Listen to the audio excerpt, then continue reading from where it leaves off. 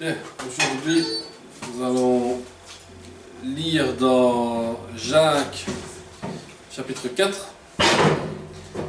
comment l'orgueil empoisonne nos vies. Jacques, chapitre 4, à partir du verset 5. Donc, Jacques 4, 4, 5. Qui dit: croyez-vous que l'Écriture parle en vain? C'est avec jalousie que Dieu chérit l'Esprit qu'il a fait habiter en nous. Il accorde au contraire une grâce plus excellente. C'est pourquoi l'Écriture dit: Dieu résiste aux orgueilleux, mais il fait grâce aux humbles. Ce que Jacques voulait faire comprendre, et qui est le plus important à comprendre à propos de l'orgueil, c'est que Dieu déteste l'orgueil. Dieu déteste que nous soyons des orgueilleux. Et la parole que Jacques introduit dans son écriture dit bien: pensez-vous que l'écriture dise en vain, et présentée comme une citation de la Bible.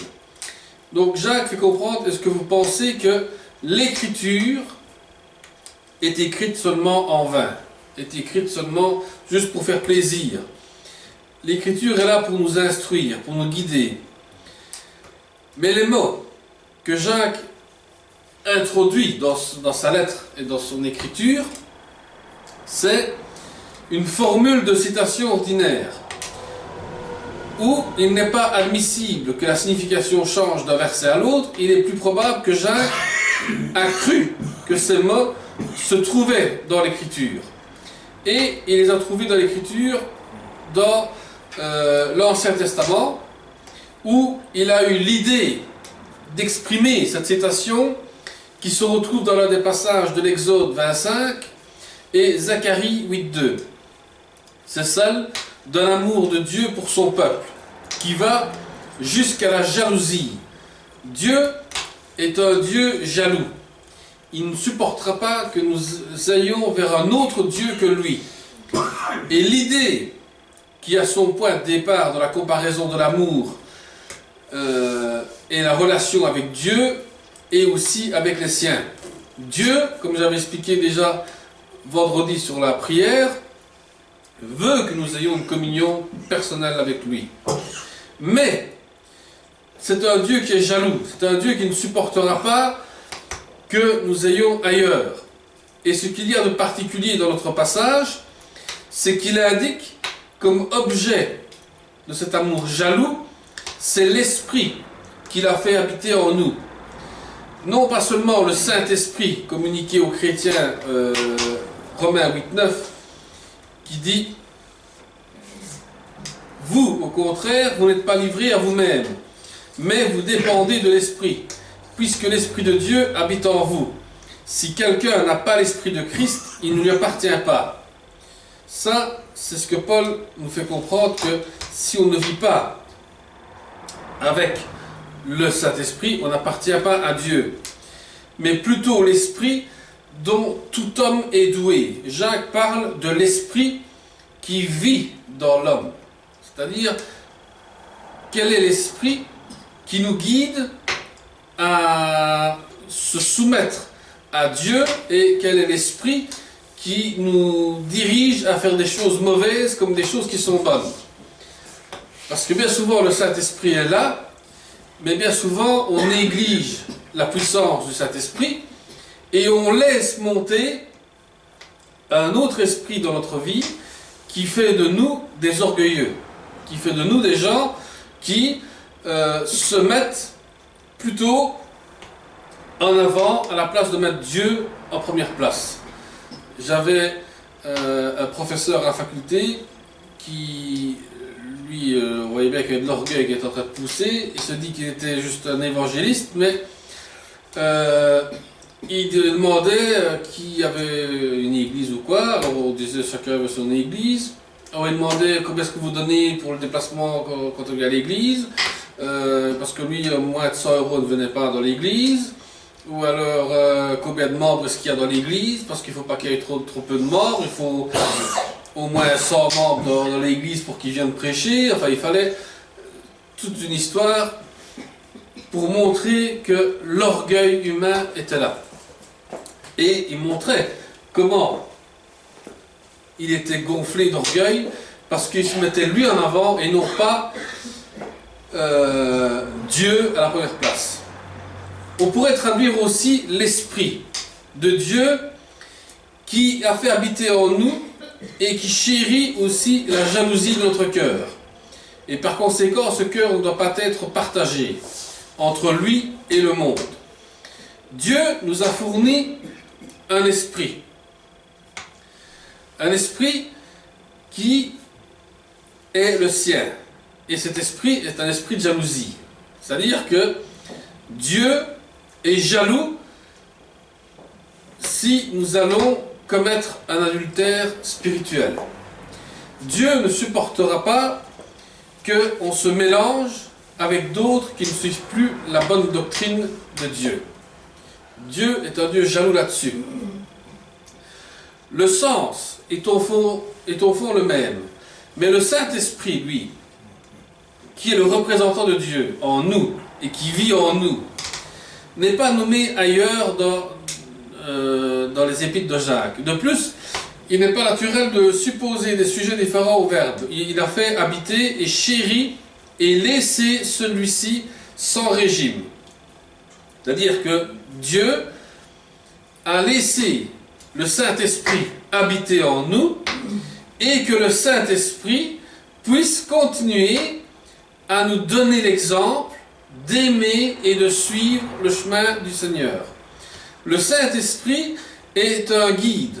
Le Saint-Esprit est celui qui nous convainc de ne pas faire des choses que Dieu déteste. Le Saint-Esprit est là pour guider, est là pour faire chérir notre besoin envers Dieu. Comme j'avais expliqué encore vendredi, nous sommes appelés à aimer Dieu, à pouvoir continuer à l'aimer dans toute sa splendeur. Et c'est ça que le Saint-Esprit veut nous faire faire, c'est de nous faire aimer Dieu plus que les choses terrestres. Aimer les choses célestes et non pas les choses terrestres. Et cette construction devient plus acceptable si au lieu d'un leçon qui fait habiter, qui a pris sa demeure, il eut domicile. C'est-à-dire que nous sommes le domicile du Saint-Esprit. C'est pour ça que Paul dit, n'oubliez jamais que vous êtes le temple du Saint-Esprit. Vous êtes le représentant du Saint-Esprit. Si vous vivez une communion avec Dieu, eh bien, vous représentez Dieu lui-même parce que vous montrez que vous avez que Dieu qui habite en vous. Et vous montrez comment Dieu agit. Il faut rejeter en tout cas, enfin il ne faut surtout pas rejeter en tout cas la traduction, l'esprit que Dieu a fait habiter en nous. Est-il porté à la jalousie? Parce que l'esprit qui habite en nous, c'est l'esprit de Dieu. Mais c'est un esprit qui est jaloux si on va chercher autre que celui que Dieu nous a donné. Dieu le dit bien dans ses 10 commandements, je suis un Dieu jaloux et qui peut punir jusqu'à la 4e génération. Et on a vu vendredi que ceux qui vivent ou qui commettent toujours des péchés dans leur vie finissent par des maladies qui ne se guérissent pas pour cause qu'ils ne se sont pas soumis à Dieu et ne sont pas donnés non plus à Dieu. Donc, il n'est plus question ici du sentiment humain, mais des sentiments de l'envie de continuer des choses qui ne sont pas dignes de Dieu. C'est là le danger que nous avons, parce qu'on rejette alors l'Esprit de Dieu qui veut habiter en nous. C'est pour ça que les premiers mots de Jacques sont une réflexion, parce qu'il ajoute à sa citation « Mais Dieu accorde une grâce plus grande qu'il ne pourrait le faire. S'il n'aimait pas de cet amour jaloux, donc si Dieu nous aimerait pas d'un amour jaloux, il nous laisserait faire plein de choses qui ne sont pas dignes de son nom. Donc c'est ce qu'on appelle une antithèse semblable qui se trouve dans la parole. Et l'antithèse, ce qui veut dire que dans Exode 25, il dit « Je punis l'iniquité jusqu'à la 3e, 4e génération et je fais grâce jusqu'à 1000 générations. » Donc Dieu punit ceux qui ne veulent pas se soumettre ou se mettre dans son amour, mais ceux qui se mettent dans son amour, il va les bénir jusqu'à la 1000e génération. Donc si un de nous arrive à suivre l'amour de Dieu, toute notre génération est bénie par le Seigneur. Mais si l'un de nous commence à commettre des péchés et commet l'iniquité, eh bien Dieu punit jusqu'à la 3e et 4e génération. C'est pour ça que des fois, il y a des gens qui se disent « Mais pourquoi dans ma famille nous ne sommes pas bénis » ou « dans ma famille nous sommes bénis ?»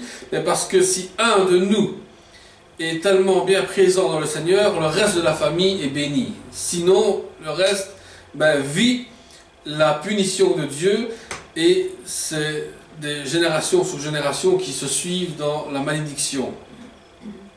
D'autres interprètent d'une manière moins naturelle, plus excellente que les biens de ce monde, auxquels il nous demande de renoncer.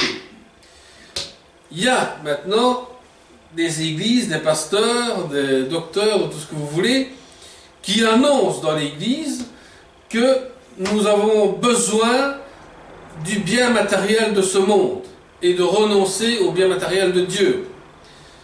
C'est ce qui arrive pour l'instant. On enseigne ça maintenant dans nos églises, qu'il faut oublier ce que Dieu veut nous donner, il faut s'attacher maintenant aux choses du monde terrestre, ce que le monde nous donne. Parce que sinon, l'église se vide et l'église n'est plus aussi vivante. Il faut des choses nouvelles, il faut des choses que le monde nous offre. Nouvelles technologies, toutes sortes de choses qui peuvent sortir. Et alors là, nous nous écartons évidemment de la présence de l'Esprit de Dieu. C'est pourquoi, parce que Dieu réclame de ceux qui lui appartiennent une entière dépendance. Donc il veut une consécration absolue, l'enseignement de l'Écriture. Et Dieu dit qu'il résiste aux orgueilleux, mais il fait grâce aux humbles. Ceux qui se disent pasteurs et puis qui se mettent eux en avant et qui mettent le Seigneur en dernière place, seront directement, Dieu va leur résister. Dieu ne fera pas de bénédiction à ces gens-là. Ils se béniront eux-mêmes, mais un jour, ils tomberont face contre terre parce qu'ils n'arriveront plus à savoir arriver à leur but. Comme le roi Nabuchodonosor, je ne sais plus comment c'est son nom, dans le livre de Daniel, Nabuchodonosor, voilà. Ouais, Nabuchodonosor, je ne sais plus comment c'est un drôle de nom, mais qui lui aussi avait eu de l'orgueil, mais qui à un moment donné, quand Dieu l'a résisté jusqu'à la fin, cet homme s'est retrouvé dans un état méconnaissable. Et il a fallu qu'il s'humilie devant Dieu pour que Dieu lui fasse grâce et lui redonne la vie de revivre ce choix de vivre avec Dieu.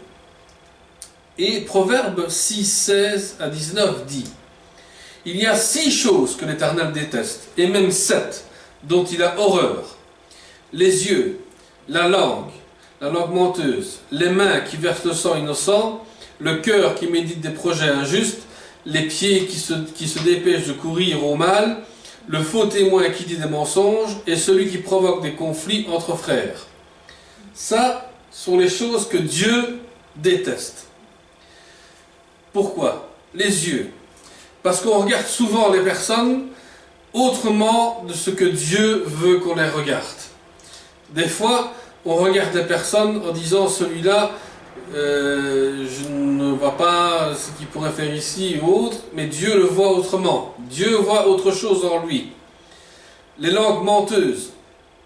Beaucoup, aujourd'hui, commencent à prêcher aussi, et on parle beaucoup pour les chrétiens ici, qu'on prêche beaucoup de choses de bénédiction et d'amour et de prospérité, et qu'en fin de compte, Dieu demande une chose, c'est qu'on croit en lui et qu'on laisse faire son œuvre. Et les mains qui versent le sang innocent, ce sont ceux qui détruisent les personnes spirituelles. C'est ça ce que la parole veut dire par le sang innocent, c'est-à-dire qu'on détruit la personne spirituellement. Et le cœur qui médite des projets injustes sont des gens qui ont dans leur cœur des projets, mais qui ne sont pas de Dieu, qui sont de leur propre nature à eux. Les pieds qui se dépêchent de courir au mal, beaucoup de gens aiment bien courir pour aller annoncer du mal aux autres, faire des faux témoignages, faire des mensonges. Et puis tout ça provoque des conflits dans l'Église. Et le proverbe 16,5 dit « Et tous ceux dont le cœur est orgueilleux font horreur à l'Éternel, c'est certain, ils ne resteront pas impunis. » Donc tous ceux qui sont dans ce problème d'orgueil, eh ben, ne seront pas impunis. Tôt ou tard, ils sont punis. Ils ont une punition de Dieu. Et c'est là que commence, comme la parole dit, qu'il y a des grincements de dents. Parce que les gens ont tellement peur de ce qu'ils ont commis, et tôt ou tard, ils payent ce qu'ils ont commis comme faute devant l'Éternel. Parce qu'ils ont fait fuir des personnes qui aimaient le Seigneur et les ont détruits spirituellement et ont fait couler du sang innocent, qu'on appelle ça, parce que le proverbe a pris le sang innocent dans le sens où Caïn avait tué son frère, parce que Abel était un homme qui aimait Dieu, qui observait ses commandements, mais par jalousie, on tue quelqu'un parce qu'on ne supporte pas voir son élévation dans le Seigneur. On peut observer aussi dans Proverbe 16,5 que ce n'est pas seulement le péché d'orgueil qui est une abomination pour l'Éternel, mais la personne orgueilleuse elle-même lui est horreur devant l'Éternel. Donc si quelqu'un est plein d'orgueil, il est en horreur devant Dieu. Si vous prenez le temps de chercher la source de votre péché, vous ne manqueriez pas de découvrir au fond du fond les ossements pourris de l'orgueil et de l'arrogance. Parce que l'orgueil vous pousse à que vous soyez pourri intérieurement. Vous êtes rongé intérieurement par votre orgueil. On ne se rend pas compte, mais tôt ou tard, ces gens qui ont de l'orgueil tombent par terre parce qu'ils sont tellement rongés par leur orgueil qu'ils ne se rendent pas compte qu'intérieurement ils sont en train de pourrir. Et de tout ce que Dieu haït, de tout ce qui lui est en abomination, qui a été en premier sur la liste. Ce que Dieu voit, c'est des regards hautains, ce qui signifie des regards pleins d'orgueil, d'arrogance. Il ne s'agit pas de savoir comment le regard d'une personne se pose sur les autres, mais comment une personne se voit-elle elle-même et voit les autres. Il les considère comme étant inférieurs à lui-même, sans valeur véritable. Il est arrogant et gonflé de son importance. Donc l'orgueilleux ne se regarde même pas lui-même comment est-ce qu'il est, mais regarde les autres, comment est-ce qu'ils sont. Et puis les juge, les critique et fait tant de choses qui sont déplaisantes devant Dieu. Le mot haine est un mot déplaisant. Généralement, nous demandons à nos enfants de l'éviter, parce qu'il menace, il est venimeux et destructeur. Ce mot haine-là vient déjà depuis la Genèse, où le serpent a commencé à faire douter Adam et Ève concernant le fruit défendu qu'ils devaient manger. Parce que Satan avait de la haine contre Dieu et a voulu commencer à donner cette haine aux gens pour que les gens deviennent, que les créatures de Dieu deviennent menaçantes et destructeurs. Détruire tout ce que Dieu a construit. Et lorsque nous éprouvons de la haine, cela signifie généralement que nous détestons certaines choses. nous cherchons à les éviter. Nous voudrions les détruire, et nous en disons du mal et nous les rejetons. Et nous faisons aussi tout notre possible pour les oublier. Parce que la haine dans le cœur de Dieu est une haine juste, pure, une aversion et une répulsion entière et absolue. Dieu a de la haine contre ceux qui commettent des péchés. Mais lui, sa haine est juste, parce que c'est un Dieu qui est juste, un Dieu qui est pur. Et il ne veut pas que les choses impures rentrent dans son royaume. Et dire que quelque chose est une abomination, pour Dieu signifie qu'elle est une puanteur dans ses narines. C'est ainsi que Dieu ressent l'orgueil. Il le haït et c'est une abomination pour lui. Quand on lit dans l'Ancien Testament que Dieu voulait qu'on brûle la graisse des animaux, c'était une odeur agréable et bonne pour le Seigneur.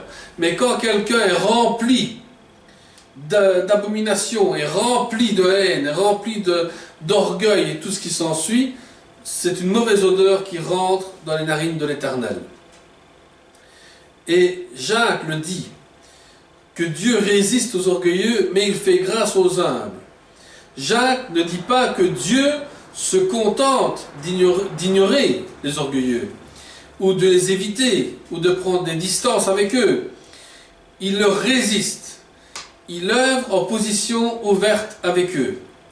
C'est-à-dire que Dieu résiste à leurs pensées, mais reste encore ouvert pour qu'ils puissent s'humilier devant lui.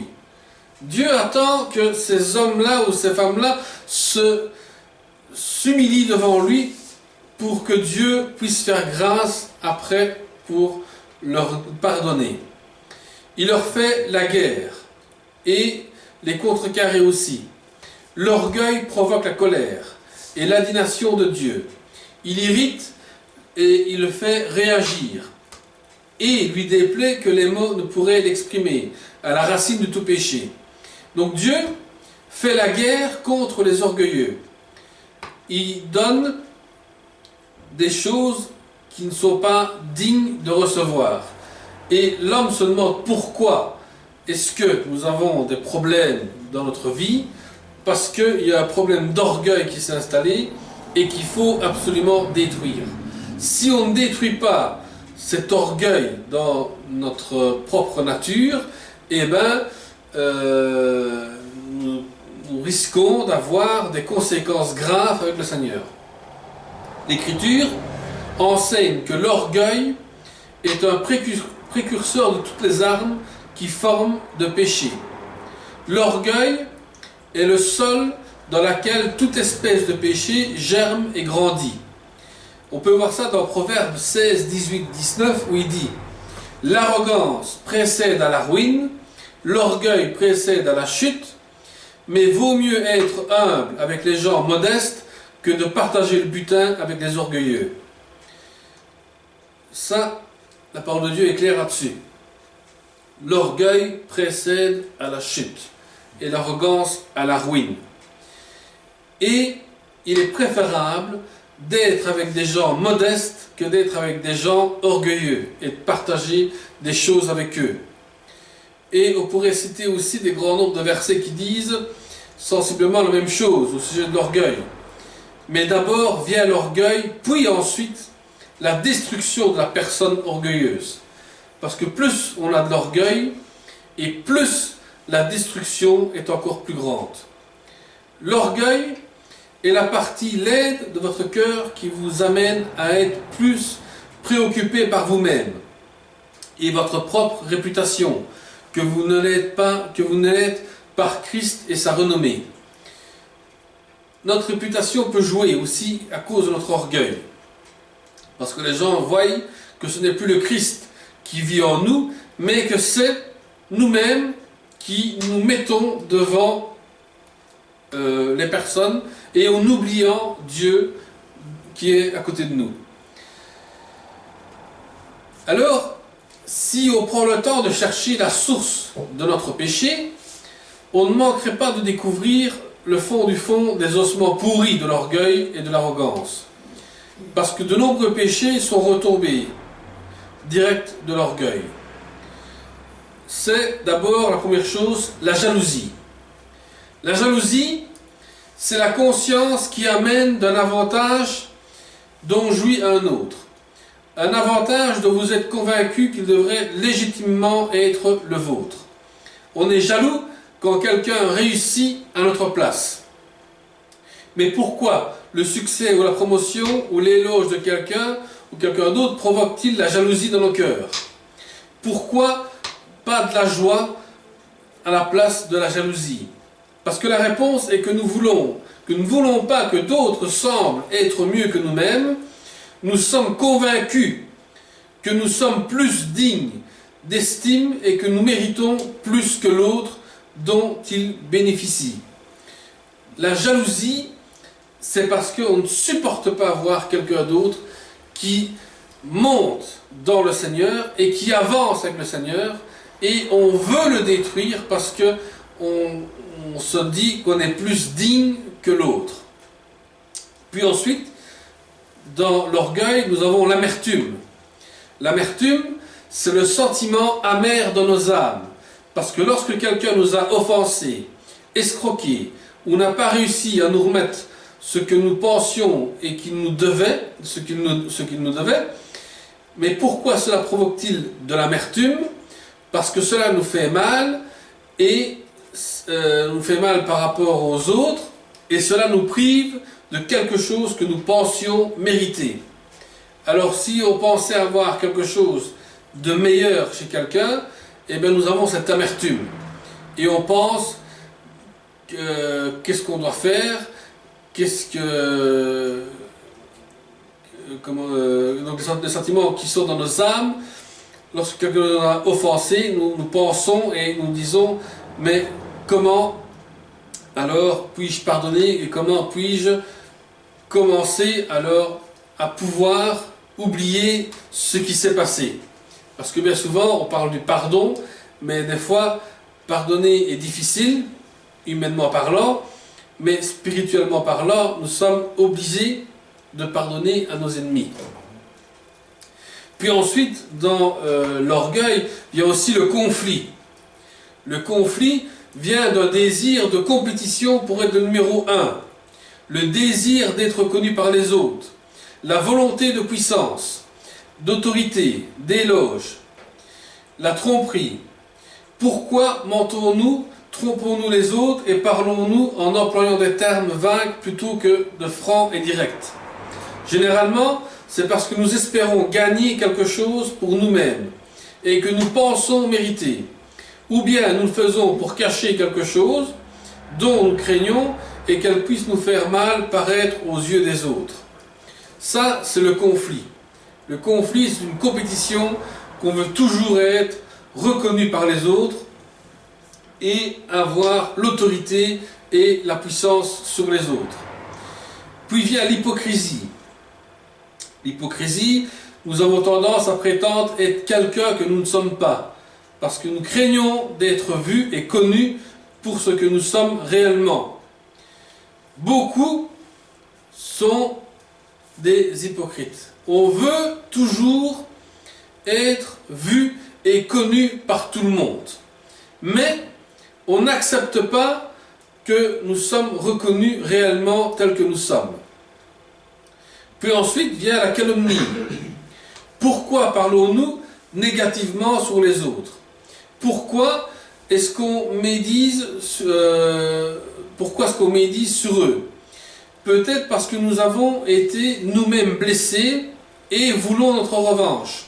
Ou encore, nous voulons nous faire accepter par d'autres personnes de qui nous avons besoin d'obtenir la faveur ou le respect, et nous n'avons pas trouvé d'autre moyen que de les abaisser à leurs yeux. La calomnie, c'est toujours blesser les autres, avoir une revanche sur eux, et aussi leur faire abaisser les yeux pour dire c'est moi l'autorité, c'est moi qui suis le chef, et toi tu n'as plus rien à dire. Ça provoque des calomnies. Puis nous avons l'avidité.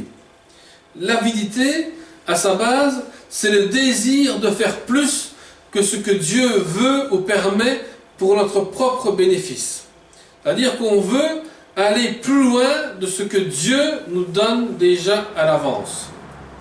Et puis ensuite vient l'orgueil, qui est le tisonnier, qui attise le feu du matérialisme, et nous ne supportons pas l'idée que des personnes pensent que nous n'avons pas autant de succès que d'autres, que nous ne sommes pas aussi riches, talentueux, méritants, raffinés que d'autres, parce que le cœur orgueilleux est imperméable à la réprimande et insensible à la condamnation. Et chacun de ces péchés se développe sous la même racine mortelle. C'est l'orgueil. Pour le dire, quelques mots simplement, l'orgueil est la partie de l'aide de votre cœur qui vous amène à être plus préoccupé par vous-même et par votre propre réputation que vous ne l'êtes dans Christ et sa renommée.